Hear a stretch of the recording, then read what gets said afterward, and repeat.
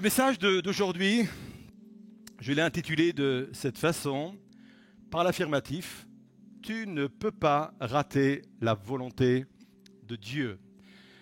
J'ai hésité avec un autre titre, je vais quand même vous le donner, je l'ai mis en sous-titre sur mes notes. Stop à l'angoisse de se tromper. Parce que je pense que c'est récurrent, on va y revenir après, mais la volonté de Dieu, il y a toujours une chape de plomb un peu sur les épaules, cette crainte de se tromper. Avant de développer, on va aller tout de suite poser un texte biblique qui va nous servir de référence tout au long de cette méditation. On va aller dans l'Épître aux Romains, chapitre 12 et les 2 premiers versets. Puisque Dieu a ainsi manifesté sa bonté pour nous, je vous exhorte, je vous encourage à vous offrir vous-même en sacrifice vivant, réservé à Dieu et qui lui est agréable. C'est là le véritable culte que vous lui devez. Ne vous conformez pas aux habitudes de ce monde, mais laissez Dieu vous transformer et vous donner une intelligence nouvelle. Vous pourrez alors discerner ce que Dieu veut, ce qui est bien, ce qui lui est agréable et ce qui est parfait. Et en cela, nous disons Amen, Amen, Amen, Amen. Vous vous souvenez du dernier message, dimanche dernier, le titre était le suivant, Voir grand avec Dieu. D'ailleurs, c'est notre thématique de cette semaine de jeûne et de prière. Et nous avons revu la semaine dernière cette notion de l'éternité telle qu'elle est décrite dans le livre de l'Ecclésiaste. Vous savez, quand il est dit à un moment donné que l'Éternel a mis la pensée de l'éternité dans l'homme, dans son subconscient.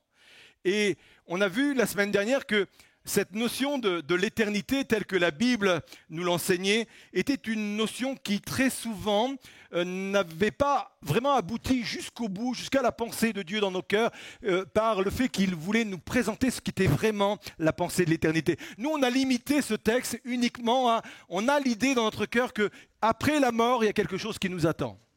Et quand généralement on a prêché ce texte, on l'a limité à cela. Oui, Dieu a mis dans le cœur de l'homme la pensée de l'éternité, à savoir l'homme sait qu'après la mort, il y a quelque chose. Mais j'aimerais vous dire que ce verset va beaucoup plus loin que cela. Ce verset dit que même ici-bas, sur terre, il y a devant nous quelque chose qui nous dépasse. Ça fait partie de la pensée de l'éternité. Même ici-bas, sur terre, il y a un meilleur qui surpasse notre présent. Quelque chose de plus grand que nous, quelque chose qui est au-delà de ce que nous avons. Et cette pensée de l'éternité nous appelle à aspirer plus. Si vous êtes des personnes qui aspirent plus, c'est normal, c'est la preuve même que vous avez été créés pour l'éternité. C'est pas de la vanité, c'est pas de l'orgueil, c'est la preuve même que vous avez été créés pour l'éternité, parce que le fait que Dieu a mis en nous cette pensée de l'éternité nous pousse à aspirer à un avenir meilleur, à quelque chose de plus grand que ce que nous avons ici-bas. Donc vous êtes des gens normaux si vous avez ce type d'aspiration. Entrer dans ce meilleur nécessite de demeurer dans la volonté de Dieu, parce qu'on l'a lu. La volonté de Dieu, c'est le meilleur. Elle est bonne, elle est agréable, elle est parfaite. Donc c'est le meilleur. Si on veut le meilleur pour nous, si on veut rentrer dans cette pensée de l'éternité, nous n'avons pas d'autre choix que de demeurer dans la volonté de Dieu. Mais la question s'impose. Comment connaître la volonté de Dieu pour ma vie? Je pense qu'au cours de mon ministère, c'est sans doute la question qui m'a été le plus souvent posé. Pasteur, comment on peut connaître véritablement la volonté de Dieu sur ma vie? Généralement, c'était quand les personnes avaient des décisions importantes à prendre, soit le choix d'une filière d'études, soit la réorientation professionnelle, soit un projet de mariage, soit un projet de déménagement. Bref, à chaque changement de cap majeur, des hommes et des femmes se retrouvent devant cette question: comment discerner, comment connaître la volonté de Dieu? Et je le répète, c'est une question qui est venue très souvent vers moi. Alors je souhaiterais aujourd'hui démystifier un peu tout cela. Parfois, on a cette idée que la volonté de Dieu, c'est une adresse que l'on entre dans un GPS, Et si je n'ai pas cette adresse, je vais rater ma vie. Si je ne trouve pas cette adresse-là, on a l'impression qu'on va rater notre but, on va rater le moment parfait. J'ai rencontré vraiment des personnes qui le vivaient comme une angoisse, comme une pression. C'est pour ça que j'ai voulu mettre ce sous-titre aussi important, à savoir « Stop à l'angoisse de se tromper ». Alors nous allons rééquilibrer tout cela à travers 3 points. Le premier point, c'est le suivant. La volonté de Dieu, plus qu'un destin, une relation. Chercher la volonté de Dieu n'est pas décoder un plan secret, mais développer une relation avec Dieu. Nous l'avons lu dans notre texte initial, il est dit ceci, ce texte va réapparaître devant vous. Puisque Dieu a ainsi manifesté sa bonté pour nous, je vous encourage à vous offrir vous-même en sacrifice vivant, réservé à Dieu et qui lui est agréable. Dieu prend plaisir à cette offrande. S'offrir soi-même, c'est dire au Seigneur, voici ma vie tout entière est pour toi. Je sais que ça fait trembler. Je sais que ce n'est pas toujours évident pour tout le monde de prendre ce type d'engagement, ce type de décision. D'autant qu'à chaque fois qu'on est dans cette démarche-là, il y a une petite voix qui résonne dans nos cœurs ou à nos oreilles qui nous dit « Attention, tu vas perdre de ta liberté si tu te donnes tout entier à Dieu. Mais garde un petit peu de choses pour toi, parce que si tu ne gardes pas quelque chose pour toi, la vie avec Dieu risque d'être compliquée. » J'aimerais vous dire que ça, c'est le plus grand mensonge que le monde porte. La vraie liberté, elle n'est qu'en Christ lui-même. En dehors de Christ, il n'y a pas de vraie liberté. Si tu veux t'affranchir de ce qui te domine aujourd'hui, si tu veux être libre de celui qui te met à mordre la poussière régulièrement, donne-toi tout entier à Christ, parce que la vraie liberté, elle est en Christ. Vous êtes là? C'est mon culte, dit la Bible. Le vrai culte ne se limite pas à venir le dimanche matin à l'église. Le vrai culte ne se réduit pas uniquement à chanter les chants, à lever les mains, même si on aime le faire pour l'adorer, à écouter la prédication. Mais le vrai culte s'exprime quand je donne ma vie entière comme une offrande à Dieu. C'est la définition même de l'adoration chrétienne. C'est agréable à Dieu. Et cela m'amène à réaliser que Dieu ne veut pas d'abord mon agenda. Dieu ne veut pas d'abord mes projets, mais il veut d'abord mon cœur. C'est Wilson Tozer qui a dit ceci: le centre de la volonté de Dieu n'est pas un lieu, mais une personne, Jésus-Christ lui-même. Plus tu vas consacrer du temps à Jésus, plus tu vas aller le rejoindre dans sa présence, plus l'affirmation que l'on a mis en titre, tu ne peux pas oublier ou tu ne peux pas être à côté ou rater la volonté de Dieu, plus cette vérité va s'accentuer dans ta vie. La volonté de Dieu, c'est bien plus qu'un agenda, c'est bien plus qu'un projet. La volonté de Dieu, c'est exactement son cœur, sa présence, et c'est là où il faut être. Paul écrit aux Philippiens que Dieu crée en moi le vouloir et le faire. J'aime cette parole et je voudrais qu'on puisse bien la comprendre et la faire soi. Ça veut dire que dans une relation authentique et vivante avec Dieu, Dieu lui-même génère en moi des désirs, les vouloirs. Et ces désirs sont alignés avec mes actions, le faire. Et vivez cela, vous seriez étonné de voir comment Dieu est capable, dans une communion régulière et quotidienne avec lui, de me communiquer ses désirs. D'ailleurs, c'est dans ce sens aussi qu'il est dit, et j'aime aussi ce texte dans le psaume 37, « Fais de l'Éternel tes délices, et il te donnera ce que ton cœur désire. » Combien sont d'accord que, heureusement, que Dieu n'exauce pas tous nos désirs? Moi, je me souviens de certains désirs quand j'étais ado. Je me souviens de certains désirs quand j'étais un peu plus jeune, plus adulte. Et avec du recul, je me dis, Seigneur, t'es bon, vraiment t'es bon. Merci de ne pas exaucer tous mes désirs. Donc, le psaume ne dit pas que Dieu exauce tous mes désirs. Tout ce qui passe par la tête ou qui me passe par la tête, heureusement que Dieu n'exauce pas cela. Ça veut dire quoi? Ça veut dire que si je fais de l'Éternel mes délices, si sa présence est devenue mes délices, mon bonheur, si je prends plaisir à cela, ce verset dit que Christ lui-même va m'inspirer de nouveaux rêves. Christ lui-même va m'inspirer de nouveaux désirs, de nouveaux projets. C'est pour ça que la volonté de Dieu commence toujours par une relation vivante et non point par un plan détaillé. Vous êtes là? Ça, c'est le premier point. Le second point, la volonté de Dieu, c'est un chemin de discernement, pas un GPS. On revoit ce texte, laissez Dieu vous transformer et vous donner une intelligence nouvelle. Vous pourrez alors discerner ce que Dieu veut, ce qui est bien. Je pense qu'aujourd'hui, on a tous des GPS. Ça nous sauve la vie, hein, on est d'accord? Bon, ça arrive parfois où on arrive dans des lieux improbables. Mais à part ça, à part ces petites exceptions-là, on est d'accord que ça nous sauve la vie. Comment ça fonctionne un GPS? Un GPS, on rentre à l'intérieur une adresse. Et dès qu'on met l'adresse, je ne sais pas comment vous faites, moi je rapetisse l'écran pour voir le plus large possible et voir par quelle route il me fait passer. Surtout sur des grands trajets. Alors je vois par exemple qu'on va passer par telle ville et je me dis tiens, je vais m'arrêter pour visiter un peu cette ville, elle est belle. Ou alors tiens, je vais m'arrêter ce midi chez tonton Jean-Luc. Mettez le tonton que vous voulez. Parce que je passe juste à côté là, on va aller manger là. Vous voyez ce que je veux dire? À chaque fois qu'on rentre pour faire un long trajet, hein, pas pour aller au boulot, on est d'accord, hein, mais un long trajet, quand je rentre une adresse, ça porte une adresse et j'ai l'itinéraire qui s'affiche et je peux suivre. Et je n'ai pas d'effort à faire, j'ai juste qu'à suivre mon écran. La vision que Dieu donne, ça ne ressemble pas à un GPS. Ça ressemble davantage à une boussole. Et une boussole, ça donne juste le cap.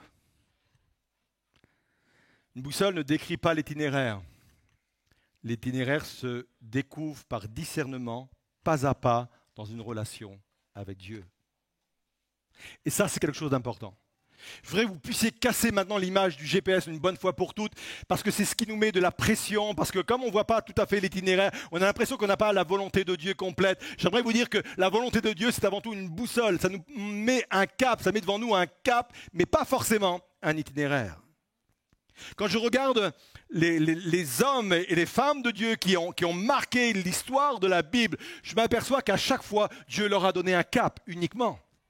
Prenons l'exemple de Joseph, il reçoit une vision claire, un cap clair. Cette vision, c'est qu'il va devenir un jour une personne influente au point que ses propres frères vont se prosterner devant lui.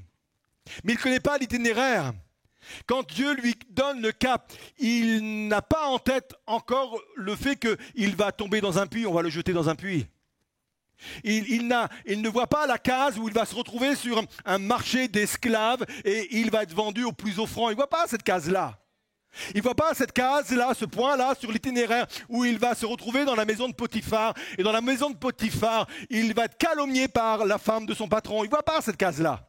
Il ne voit pas non plus cette case où il va se retrouver en prison. Lui, il voit le cap, il sait où Dieu veut l'emmener. Il va devenir quelqu'un de très influent. Des personnes vont se prosterner devant lui, mais c'est tout. Il ne connaît pas le chemin. Ce qui le rend dépendant de la présence de Dieu chaque jour. Abraham vit exactement la même chose. Il reçoit une promesse. Il sait que Dieu fera de lui une grande nation, que Dieu rendra son nom grand, que toutes les familles de la terre seront bénies grâce à lui. Ça, c'est le cap. Mais il part sans connaître l'itinéraire, puisque la Bible dit elle-même qu'il part sans savoir où il allait. Ça veut dire qu'il n'avait pas le cap, mais il ne savait pas par où commencer. Il avait le cap, il savait, parce que la promesse est claire dans Genèse 12. Il a le cap, mais il n'a pas l'itinéraire. Si tu as le cap, Dieu te demande d'avancer avec foi, en sachant qu'il ajustera tes pas dans un discernement quotidien. Je mets cette phrase devant vous. Dieu nous révèle souvent sa volonté, comme on allume une lampe la nuit. juste assez de lumière pour le prochain pas. C'est d'ailleurs dans cette pensée qu'il est dit dans le psaume 119, « Ta parole est une lampe à mes pieds et une lumière sur mon sentier. » Et le mot lampe ici en hébreu est un mot intéressant puisque c'est le mot néer qui est employé. Et le mot néer, c'est pas un projecteur, c'est pas une torche puissante, c'est une petite lampe à l'huile, une petite lampe domestique qui éclairait simplement quelques centimètres autour des personnes. Généralement, on mettait ça sur une table et le soir, on se regroupait autour de la table, mais on ne voyait pas au-delà parce que c'était une lampe domestique. Et quand la Bible dit « ta parole est une lampe », c'est de cela dont il est question. Juste de quoi voir le pas suivant, mais pas plus. Ça me pousse ce matin à dire à quelqu'un, je suis convaincu que là, dans ce lieu, quelqu'un a besoin d'entendre cela et peut-être même sur Internet, tu as suffisamment de clarté pour avancer le premier pas. N'attends pas de connaître la deuxième étape. N'attends pas de connaître tout l'itinéraire. Tu as assez de clarté pour commencer à faire le premier pas. Peut-être que le premier pas, c'est une action à poser. Peut-être que le premier pas, c'est un achat à faire. Peut-être que le premier pas, c'est un coup de fil à passer. Peut-être que c'est un mail à envoyer. Je ne sais quel est votre premier pas. Mais si tu es sûr du cap, si Dieu t'a montré d'une façon très claire le cap, si dans la présence de Dieu, tu t'allais chercher le cap, eh bien, tu as assez de clarté pour avancer le premier pas. Ça demande de la foi, c'est nécessaire, mais Dieu va te conduire encore plus loin. Fais le premier pas. Personnellement, j'aime me donner des caps. C'est pour cela que régulièrement, j'écris des visions à 10 ans. Je le fais par rapport à l'Église et depuis quelques années, on fait régulièrement ce qu'on appelle des costrades, des comités stratégiques où on prend entre 10 et 12 couples de l'Église, des couples qui sont représentatifs de l'Église. Et on passe là plusieurs semaines à réfléchir, à penser, à prier pour quel cap à 10 ans pour l'Église. Et on écrit une vision à 10 ans. Je le fais personnellement pour ma vie. Et cet été même, c'est un moment particulier où je me suis vraiment placé devant Dieu, j'ai jeûné et j'ai écrit ma vision aussi pour mon propre ministère à 10 ans. L'été ici, c'est bien parce que nous, on ne part pas en vacances avec Patricia l'été parce qu'on n'a plus d'enfants à charge, on laisse partir les collaborateurs qui ont des enfants et le bureau est un peu vide, pas totalement pendant les vacances et puis il y a moins d'activités et je trouve que c'est un luxe d'avoir du temps pour réfléchir. C'est un luxe d'avoir du temps pour réfléchir à son avenir, au cap que Dieu met devant soi et de pouvoir prier. Je vous encourage vraiment à le faire, de mettre un temps comme cela à part pour Dieu, de chercher un cap à 10 ans, même si au bout de 8 ans il faudra changer, ce n'est pas un problème, mais je vous demande parce que c'est vraiment pertinent. Pourquoi c'est important de le faire? Pour trois raisons. Construire une vie, construire un projet ou marcher avec Dieu demande du sérieux et demande de la planification. Je pense qu'on n'est pas toujours habitués, nous, en tant que chrétiens, de planifier les choses, planifier les caps. C'est nécessaire. À Habakkuk, Dieu va lui dire, écris la vision. C'est important. Ça permet également d'évaluer le coût réel de l'engagement. La Bible dit que celui qui construit une tour doit s'asseoir et calculer la dépense. Et calculer la dépense, ce n'est pas une question financière uniquement. Calculer la dépense, c'est évaluer le coût réel de l'engagement, le temps qu'il faudra, l'énergie qu'il faudra, les sacrifices qu'il faudra faire, les risques qu'il faudra prendre. Parce que je voudrais vous rappeler quelque chose, la foi sans le risque n'existe pas. Si tu veux être un homme de foi, une femme de foi, tu auras besoin de prendre des risques dans la vie. Parce que la foi sans le risque n'existe pas. Et c'est vraiment important d'écrire et d'évaluer ça. Et moi, j'aime aussi écrire une vision comme cela et donner un cap parce que ça donne des objectifs. Et les objectifs nous rendent performants. On a fait une étude, c'était intéressant. On a pris des sauteurs à la perche, mais des bons, hein, des pros. C'est leur vie, c'est leur objectif. Ils s'entraînent le matin, ils s'entraînent pratiquement tous les jours pour sauter le plus haut. Et on a fait un test très intéressant. On les a fait sauter avec la barre transversale. Et à chaque fois, ils passaient au-dessus de la barre et parfois même au-delà de la barre. Et on a pris les mêmes personnes qui avaient le même entraînement, qui avaient la même efficacité, qui avaient le même régime alimentaire. Et on a retiré la barre transversale. Et on s'est aperçu qu'en moyenne, tous sautaient 17% en dessous de leurs possibilités, de leurs capacités. La preuve, quand on a une barre, on saute toujours plus haut.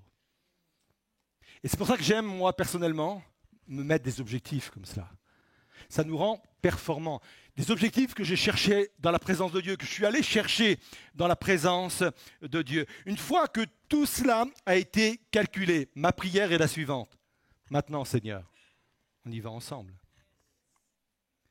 À moi de discerner jour après jour le chemin qui va me conduire vers le cap. Chaque jour dans une communion avec Dieu, chaque jour, et ça change ma façon de m'adresser à Dieu, ça change ma façon de construire mon moment avec Dieu. Mon moment avec Dieu n'est pas simplement une liste de besoins. Mon moment avec Dieu, c'est Seigneur, pousse un peu plus loin la clarté là, devant mes pas là, aujourd'hui. Dans une communion avec lui, il me parle au travers de sa parole, il me parle au travers de son esprit. J'ai besoin de discerner. Discerner, c'est collaborer avec Dieu. Ce n'est pas subir un programme immuable, mais c'est entrer dans une relation vivante où nous apprenons à aimer ce que Dieu aime et à choisir ce que Dieu choisit. Dieu ne veut pas que nous soyons des marionnettes qui exécutent, mais il veut des fils, il veut des filles qui comprennent et participent à leur avenir. Je participe chaque jour à mon avenir, j'ai le cap, mais chaque jour je suis dans la présence de Dieu. Seigneur, quel est le pas que je dois faire aujourd'hui pour aller un peu plus près du cap que tu as mis devant moi? C'est une relation, c'est un abandon nécessaire. J'ai besoin de vivre cette réalité-là. Vous êtes là, on peut acclamer ces vérités.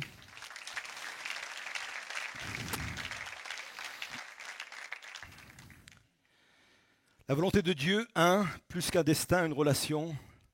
La volonté de Dieu, 2, un chemin de discernement, pas un GPS. Et enfin, troisièmement, la volonté de Dieu, ce n'est pas où je vais, mais qui je deviens.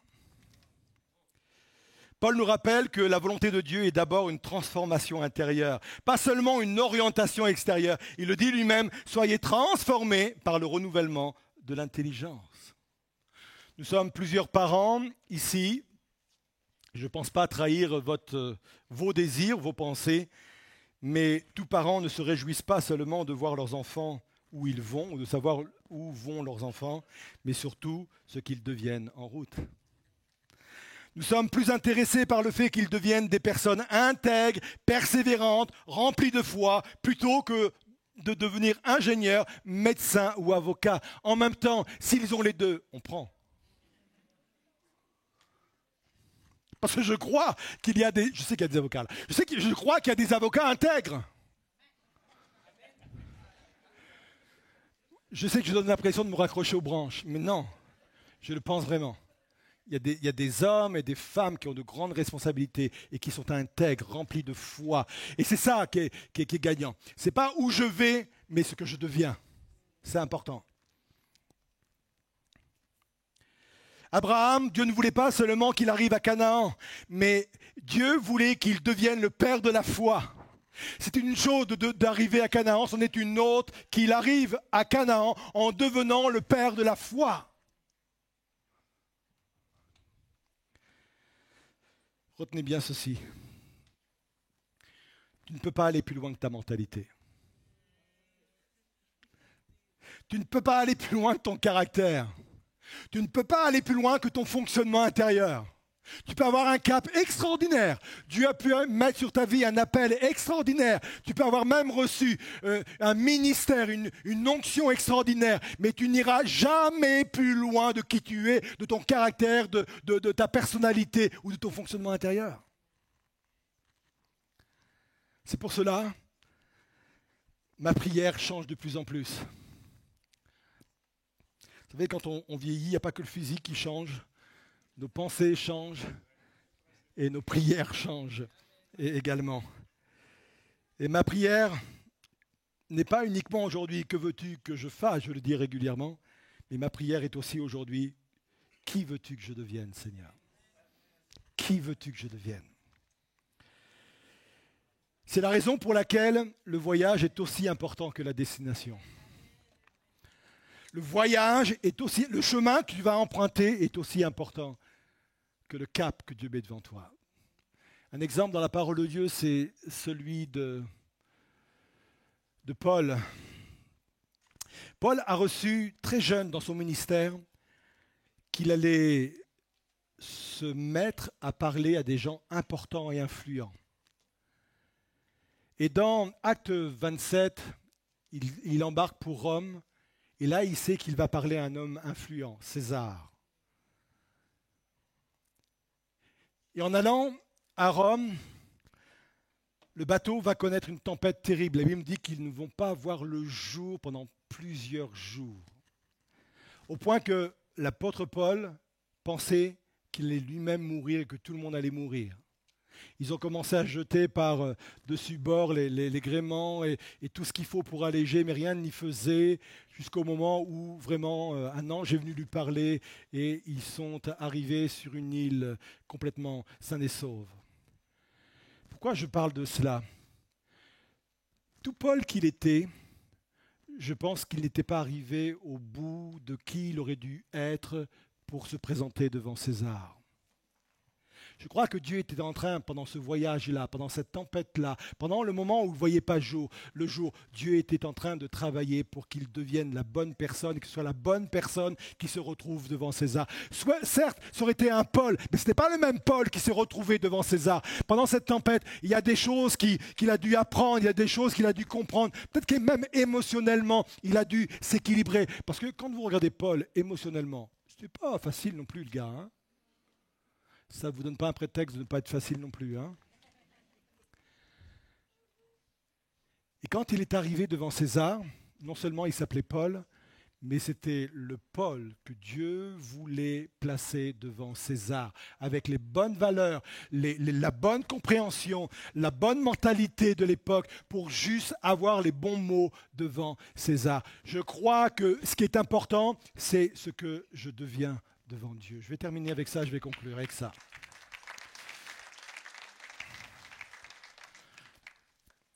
Ça m'oblige peut-être ce matin à reconsidérer ce qu'est ma relation avec Dieu. Je ne veux surtout pas produire une espèce de culpabilité ce matin, parce que je ne crois pas au moteur de la culpabilité. La culpabilité peut être un moteur, mais ce n'est pas un moteur qui produit des fruits qui durent. Je préfère créer en vous comme moteur le désir, l'envie, la soif. On a tous besoin de se retrouver un jour ou l'autre dans la volonté de Dieu, parce que c'est le meilleur. C'est le meilleur pour ma propre vie, c'est le meilleur pour mon ministère, c'est le meilleur pour ma famille, c'est le meilleur pour mon entreprise, c'est le meilleur pour mon église, c'est le meilleur. J'ai besoin de me retrouver dans la volonté de Dieu parce que c'est ça qui va faire que je vais pouvoir être totalement accompli. Maintenant, je comprends que ce n'est pas une adresse que je dois rentrer, la volonté de Dieu. Ce n'est pas une adresse. C'est avant tout une communion avec Dieu. La volonté de Dieu, c'est d'être au centre de Jésus-Christ. C'est pour ça que je voudrais vous inviter à vous lever à votre place quelques instants. On reste encore ensemble quelques instants. On peut se lever à nos places. Vous qui êtes au balcon en bas, on peut se lever à nos places. Et peut-être envisager ce matin une autre façon de considérer ce qu'est la volonté de Dieu. Seigneur, je veux rentrer dans un plus grand discernement, Seigneur, et je comprends ce matin que ce discernement doit être quotidien, Seigneur. Si ce n'est pas encore le cas, cherchez le cap. Cherche le cap pour tes études. Cherche le cap pour ton ministère. Cherche le cap sur le plan professionnel, là où tu dois aller, ce que tu dois devenir. Cherche le cap. Mais pour le reste, reste dépendant de la présence de Dieu. Reviens au cœur de sa présence. Reviens au cœur de son intimité pour que tu puisses discerner le pas que tu dois faire chaque jour, quotidiennement, pour avancer un peu plus près du cap que Dieu t'a montré. Alors sans qu'il y ait un sentiment de culpabilité, peut-être que j'ai besoin de réaliser ce matin que ma communion avec Dieu n'est plus ce qu'elle devrait être. Ma communion avec Jésus n'est pas ou n'est plus ce qu'elle devrait être. C'est peut-être pour ça qu'il me manque des itinéraires, il me manque des décisions. Je suis tremblant quand je prends des décisions, je ne suis pas sûr. J'aimerais ce matin qu'il y ait comme à nouveau une offrande de nos vies pour s'offrir tout à nouveau à Dieu, tout à nouveau à Christ, pour venir vraiment à nouveau dans sa présence et dire, Seigneur, ce qui est important pour moi, c'est d'être avec toi. C'est le cœur de ta volonté, c'est ta présence, Seigneur. Alors si vous ressentez ce besoin-là, si une soif vous anime de plus de Christ, plus de Jésus, sortez de vos rangs, descendez du balcon, venez sur le devant et on va prier pour vous. Et pendant ce chant-là, ce chant qui est un chant d'abandon, où on donne nos cœurs, où on offre nos cœurs, venez offrir vos vies, venez offrir vos cœurs là, devant, dans la présence de Dieu. Et je vais venir prier pour vous après.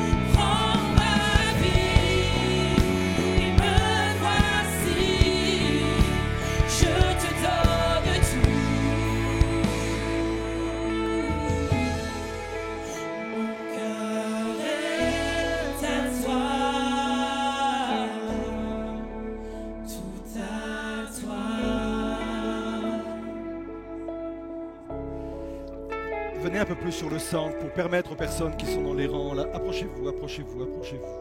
Je veux vraiment vous avoir près de moi. Approchez-vous, approchez-vous. Je sens Cette parole pour quelqu'un ce matin, il y a quelqu'un qui est en résistance dans ce lieu. Parce qu'il fait tout de suite le calcul et c'est biblique de s'asseoir et de faire le calcul.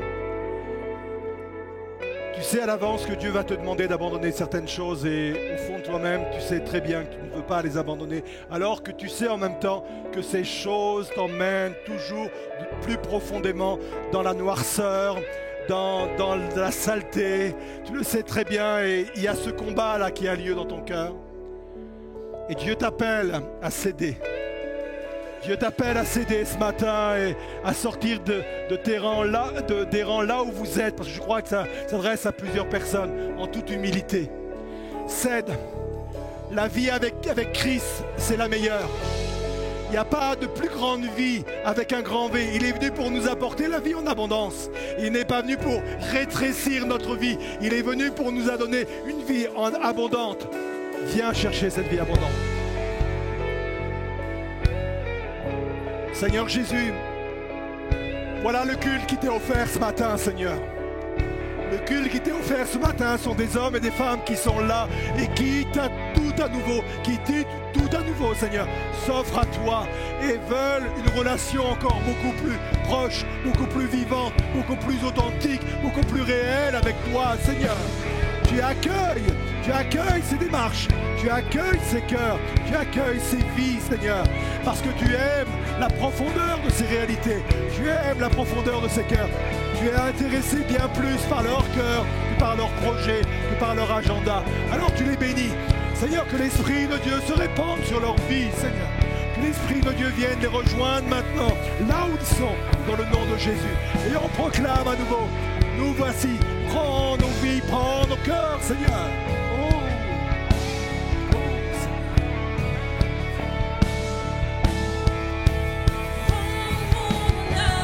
Prends, Seigneur, prends, Seigneur. Oh, je te donne tout. On s'abandonne. Prends ma vie, oh. Et me voici. Je te donne tout. Oh, déclarez-le encore, prends mon âme. Prends mon âme, prends mon cœur. Je te donne tout. Oh oui, ce matin, j'abandonne ma vie à tes pieds, Jésus. Et prends ma vie, oui, me voici. Je te donne tout. Encore une fois, on déclare une dernière fois. Prends mon âme, prends mon cœur. Je te donne tout. Prends ma vie, me voici. Je te donne tout. On peut acclamer cette offrande qui est offerte à Christ. Et vous, chers internautes, dans vos propres maisons, on peut acclamer également l'offrande de vos vies, là où vous êtes. Oh, Seigneur Jésus. Amen. On va rechanter, prends ma vie, prends mon cœur. Et on repart à nos places avec cette offrande extraordinaire qu'on a donnée et offerte au Seigneur. Oh.